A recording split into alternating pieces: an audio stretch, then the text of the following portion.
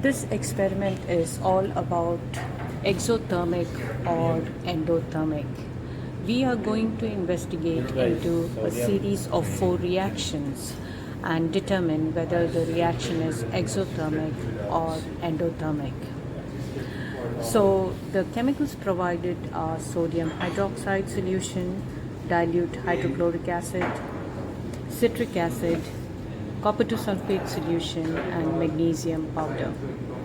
We'll be reacting each one of these with another reagent and finding out whether the reaction is exothermic or endothermic.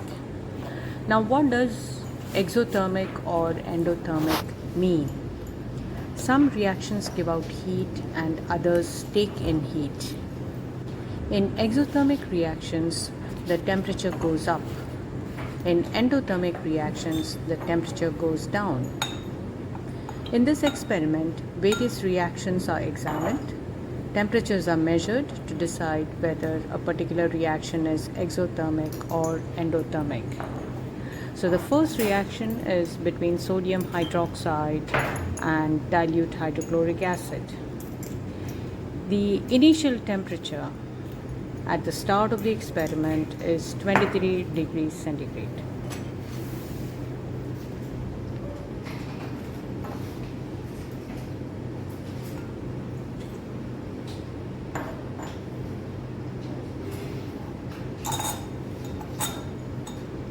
So that is the room conditions, 23 degrees centigrade. And after measuring the initial temperature, when you add the hydrochloric acid to the sodium hydroxide, the temperature rises and it rises to 25.5 degree. So it is an exothermic reaction because energy is given out. That's why the temperature is rising.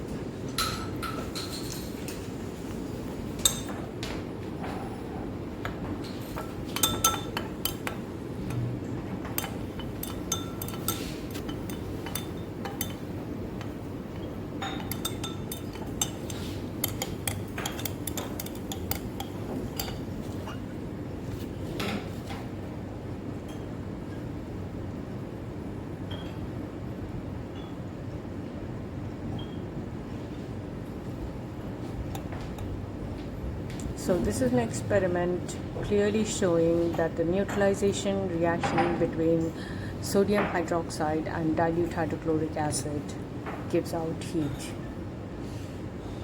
which is indicated by the rise in temperature. In the next experiment, we are taking sodium hydrogen carbonate solution, measuring the initial temperature.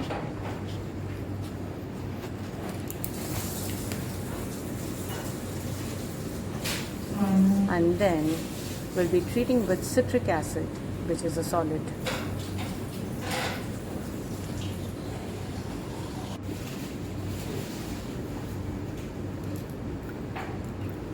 So the initial temperature of sodium hydrogen carbonate is 23 degrees, and once citric acid is added and stirred, we see that there is a drop in temperature. I think you have to add. The temperature drops to 17.5 degree.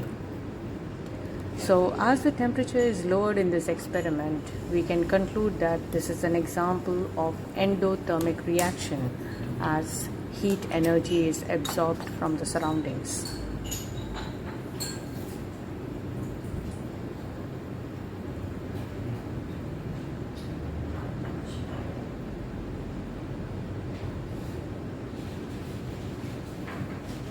So you can see the temperature dropping there to 17.5.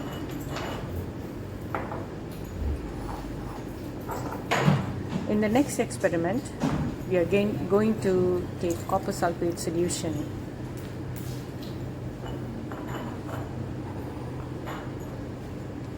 A measure of 10 ml of copper sulfate solution is taken in a measuring cylinder and poured into the beaker.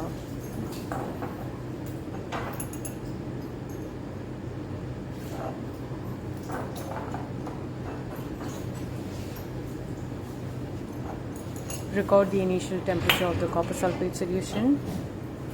Again, it is 23 degrees Celsius.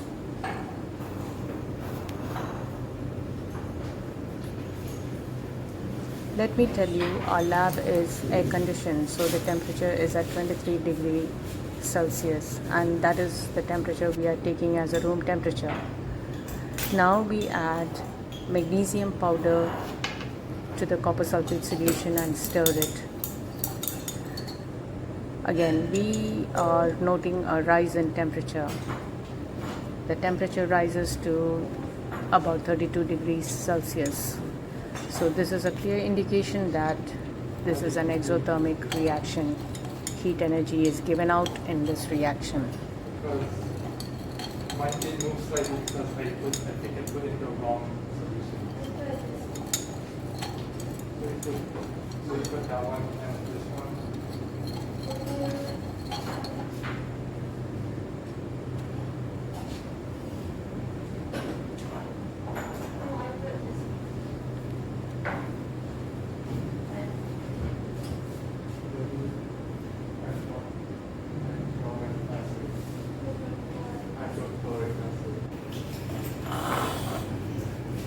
And in the last experiment, we are taking dilute sulfuric acid. A measure of 10 centimeter cube of dilute sulfuric acid is taken into the beaker. The initial temperature is measured, which is 23 degrees Celsius.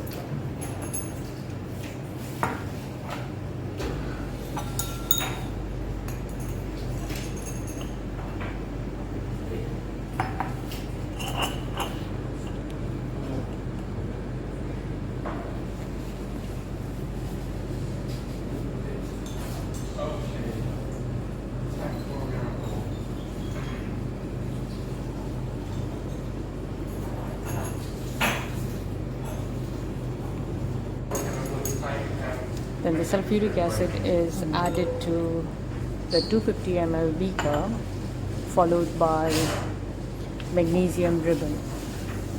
So a strip of magnesium ribbon is also added.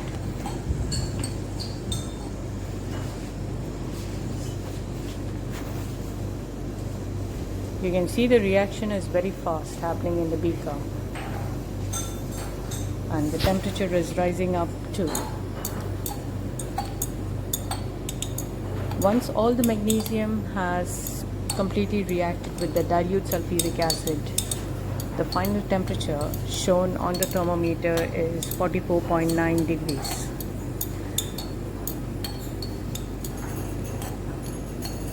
So this is a clear indication that this reaction is also an exothermic reaction because of the sharp temperature rise, and also we can conclude that heat is given out in this reaction.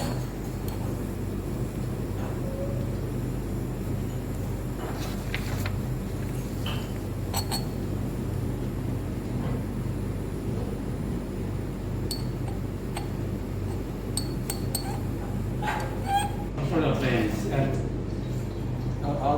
and we would give it to the lucky winner in the audience. Mm-hmm. Did you win something?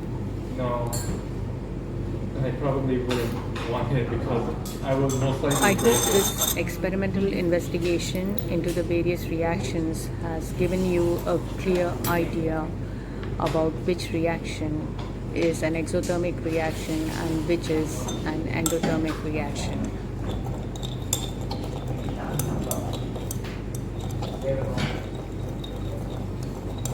I hope you enjoyed, and it has been a good learning experience for you.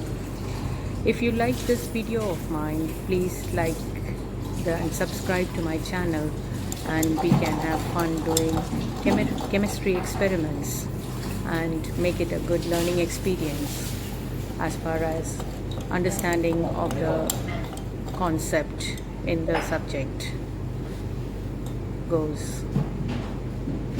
Thank you and have a good day.